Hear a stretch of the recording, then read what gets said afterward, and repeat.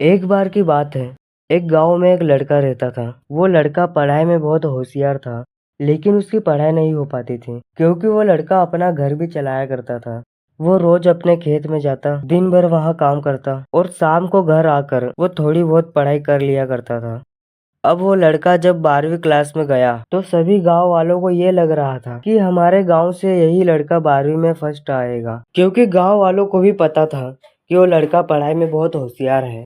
तो 12वीं का एग्जाम आया, लड़के ने एग्जाम दिया और जब 12वीं का रिजल्ट आया वो लड़का किसी कारण से एक सब्जेक्ट में फेल हो गया। जब गांव वालों को ये बात पता चली तो सारे गांव वाले उस लड़के को ताने देने लगे, उसका मजाक उड़ाने लगे। वो जब भी अपने घर से खेत की तरफ जाता तो उस रास्ते पर उसे जितने लोग मिलते वो सब उसे ताने देते रहते हैं।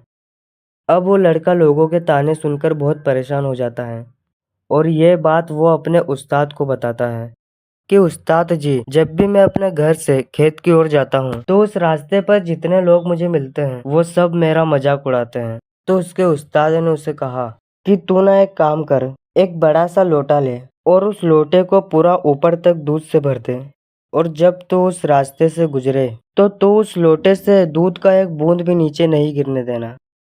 लड़के ने एक दिन वैसे ही किया। वो जब उस रास्ते से दूध का लोटा लेकर निकला तो उसका फोकस उस लोटे पर इतना था कि उसे लोगों की आवाज ही सुनाई नहीं दी।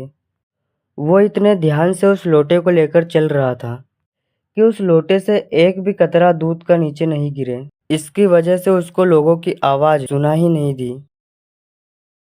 तो इस कहानी से हमें यह सीख मिलती है कि अपने काम में इतना ढल जाओ, इतना फोकस अपने काम पर लगा दो कि बाकी की चीजों का आप पर असर ही नहीं हो।